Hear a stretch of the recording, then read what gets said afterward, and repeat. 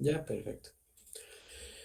Bueno, entonces, como último repaso de la vez pasada, estábamos viendo un poquito los primeros conceptos de lo que sería la cinemática, es decir, el estudio de la posición de los cuerpos y de sus cambios, ¿no? El estudio del movimiento. Bien, entonces definíamos un vector de posición que nos va a definir un sistema de referencia y que nos va a ayudar a definir el lugar de un punto y que, bueno, a partir de eso vamos a poder encontrar las posiciones, ¿no? También veíamos que podíamos cambiar, hacer una transformación, llamamos entre sistemas de referencias y hacemos una pequeña suma de vectores o resta, dependiendo de cómo lo queramos ver. Por otro lado, también teníamos un vector que definimos como el vector de desplazamiento, que va a ser el cambio en el vector de posición de un... no sé por qué le puse un delta de olvides. En el vector de posición, ¿sí? Y veíamos que el vector de desplazamiento es independiente del sistema de referencia que se escoja, ¿sí? Y aquí probamos cómo se cumple esta independencia. Y luego decíamos que vamos a considerar algunos conceptos importantes como son la velocidad media y la aceleración. Aquí también le tendría que haber puesto media, una disculpa. Y sí, y eso. Luego, decíamos que vamos a analizar, ahorita por simplicidad, nada más vamos a enfocarnos en una dirección, ya después podemos hacer la generalización para las tres. Y bueno, ahorita empezando con una, analizábamos el movimiento de un tipito en función del tiempo y veíamos que esto nos daba cierta gráfica, ¿no? Que podíamos graficar. Si ponemos aquí un carrito o una personita, es como la personita cuánto va caminando, y dependiendo del tiempo que le tome, ¿no? Más o menos. Y bueno, de ahí veíamos que podemos asociarle cierta velocidad a ese movimiento. Esa velocidad va a ser mayor cuanto más empinada sea la gráfica de posición contra tiempo del tipito, ¿sí? Particularmente si alguien cambia muy rápido su posición en un tiempo muy corto, eso nos va a indicar que su magnitud de velocidad va a ser bastante elevada. Por otro lado, si no cambia su posición en un tiempo determinado, podemos interpretar que la magnitud de su velocidad vale cero en ese intervalo. Bien, ya después veíamos un poquito el caso particular en que tenemos aceleración constante, porque eso nos va a permitir empezar a motivar algunos conceptos importantes y deducir las ecuaciones principales que se suelen utilizar en los problemas de cinemática, ¿sí? Particularmente, sabíamos que a partir de la definición de aceleración que conocemos de toda la vida, podíamos llegar a esta expresión de aquí, que nos relacionaba la velocidad y la aceleración, ¿no? Nos queda que bajo una aceleración constante, la velocidad va a ser una función lineal de la aceleración. Hasta aquí vamos. ¿Hasta aquí alguna duda, comentario, algo que quieran tratar?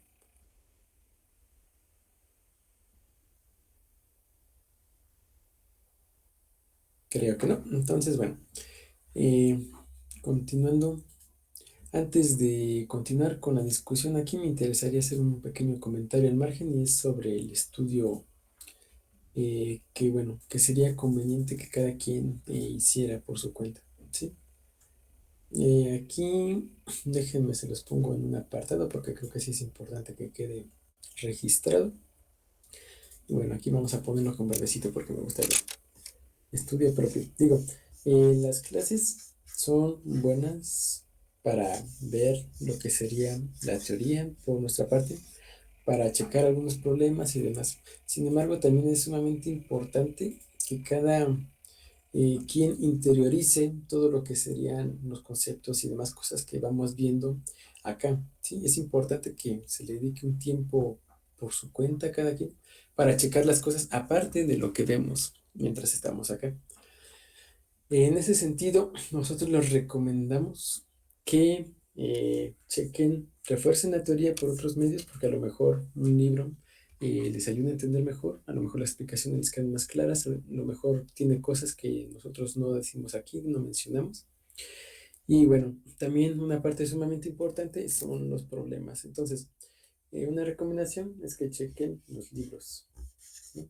Particularmente les recomendamos el libro de Ilsar Semansky, o bueno, particularmente les recomiendo, ese es el que me gusta a mí, y que bueno, en general eh, se ha utilizado en lo que serían las Olimpiadas, en acá en la Ciudad de México, Ilsar Semansky, y bueno, de ese les recomendamos que lean los capítulos así tal cual como si estuvieran leyendo un libro de lo que sea, nada más así leerlos, intentar seguir los ejercicios que aparecen en el libro y particularmente una vez que uno ya haya acabado de leer un capítulo, al final del capítulo vienen unos problemas.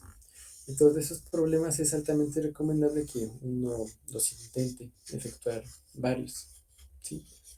Ahora, de esos problemas de final del capítulo, sería ideal que uno hiciera alrededor de 15, 20, ¿sí? Con eso se afianzan bien los conceptos, vamos a poner de 15 a 20. Y bueno, particularmente el Serse Más que es padre porque trae al final del capítulo unos problemas de desafío. Y esos problemas de desafío son padres porque son más elaborados y que suelen tener conceptos más interesantes y que bueno, suelen estar más padres. Y también pues son de desafío, ¿no? Suelen estar también un poquito más complicados. Y es de los problemas más complicados, de los que hacen que uno se cuestione más, de los que se aprende más. Entonces de esto les recomendamos por lo menos hacer uno por capítulo, ¿sí? Por lo menos, no, ya no me ocupo ahí el menos, menos uno. Digo, siempre y cuando no requiera alguna técnica matemática que no tengan en su arsenal. Particularmente si dice cálculo y no saben cálculo, pues no, no lo intenten, porque pues ajá. Ahorita justamente el día de hoy vamos a empezar a checar un poquito lo que es el cálculo, pero no lo vamos a ver de manera muy operativa. Entonces, a la hora de hacerlo ya los problemas, a lo mejor no es conveniente que los intenten. Pero bueno, ahí háganlo como crean conveniente. Y bueno, otra cosa que les podemos recomendar es que chequen otras clases eh, grabadas de teoría, particularmente para quienes hablen inglés y bueno, para quienes no. eh, están con subtítulos, pero bueno, es un poquito más incómodo. Hay unas clases de un profesor que se llama Walter Lewin. Este probablemente lo conozcan, es un tipito que es extremadamente famoso en internet porque, bueno, hace unos experimentos muy interesantes. Particularmente es reconocido por subirse en un péndulo y ponerse a dar vueltas en medio salón como si fuera una masa humana, literalmente. Bueno, entonces este cuate da las clases con una teoría muy buena y particularmente es útil que presenta los experimentos en vivo. Es decir, todo lo que nosotros veamos aquí de parte teórica, él lo da más que nada de forma práctica. Entonces son muy divertidas sus clases, las recomendamos mucho. Tiene una bueno, prácticamente cada tema que chequemos, donde da un poquito de teoría y luego checa experimentos interesantes alrededor de los que, bueno, de los que habla la teoría justamente. Y bueno, ahí eso personalmente yo sí se lo recomendaría mucho que lo vieran paralelamente. Bueno, este señor es profesor del MIT, entonces, digo, sus clases son buenas. Pero bueno. Eh, Creo que eso ya sería todo. El comentario al margen que me gustaría hacer sobre eso. Y bueno, ahora sí, podemos continuar con lo que sería el estudio que estamos haciendo ahorita de la cinemática. Va. ¿Hasta aquí alguna duda, algún comentario que alguien quiera hacer?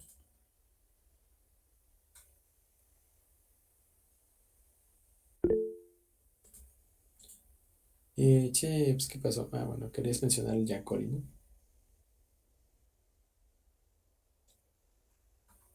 Que es otro libro que también está. Pero bueno, ahí depende de cada quien. En lo personal no me gusta cómo explica el Yancoli. Pero bueno, entonces ya retomando, déjenme parto esto porque si no me desvío mucho. Ahí está. Ya no les he mandado el FUNS para que me critiquen. Yo creo que hoy se los vuelvo a mandar. Bien, entonces, ahorita ya estábamos checando, entonces ahora sí, la clase pasada, lo que sería la primera forma, ¿no? De la cinemática, que sería esta de aquí. Y ahora, nos interesa ver qué más podemos obtener a partir de las formulitas de cinemática. Particularmente, estábamos viendo que si tenemos una aceleración constante, vamos a tener que su gráfica se ve más o menos así, ¿no? Aquí, si me permiten, la voy a volver a dibujar. Entonces, aquí vamos a tener el tiempo, aquí vamos a tener la aceleración, y aquí vamos a tener una línea recta horizontal, ¿no? Bajo cierto valor de la aceleración, que vamos a llamarle, eh, aquí déjenme le hago una A así chistosa, y aquí le voy a poner una A normalita. Y nada más para hacer la distinción. Este es un valor fijo de la aceleración y esta es la variable aceleración. Y nada más. Y luego veíamos una cosa interesante. Si recuerdan, si nosotros graficábamos en ese caso la velocidad en función del tiempo, encontrábamos que nos quedaba una línea recta, ¿no? Que pasaba más o menos por aquí, donde este valor del eje Y vale un valor inicial de la velocidad, ¿no? Es decir, si nosotros ponemos aquí el tiempo igual a cero, es decir, en este punto donde el eje de las Y, o sea, de la velocidad, interseca el eje horizontal, en ese punto tenemos una velocidad inicial que, bueno, la vamos a llamar V0 para representar una posible condición que tenga el problema al principio. Bien, y entonces aquí quiero que noten algo muy interesante, algo chistosito, algo fundamental. Supongamos que nos interesa considerar lo que pasa en un tiempo dado. Este tiempo vamos a llamarle T0. ¿Por qué T0? Porque hay que ponerle un nombre y porque, pues, ajá, T0. Es un nombre tan bueno como cualquier otro. Ahora, vamos a ver qué es lo que pasa en un punto análogo, pero en el eje de la velocidad. Aquí, déjenme hago el dibujito para que quede más o menos igual, ojo de buen cubero. Más o menos ahí.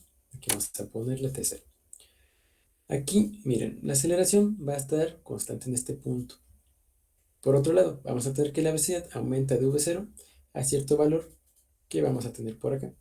Si nosotros hacemos esto, de tal manera que checamos qué valor tiene esto en este punto dado, podemos ver que va a tener cierto otro valor de acá arriba, ¿no? Y por la formulita que vimos antes, nosotros sabemos que la valor de la velocidad en este punto va a ser V0 más la aceleración por este tiempo T0, ¿no? Es decir, si nosotros sacamos la diferencia entre aquí y acá, nos vamos a encontrar que la distancia entre estos dos puntos va a ser AT, ¿sí? Aquí lo único que hice fue, bueno, yo sé que mi velocidad está dada por esta función, ¿no? Que calculamos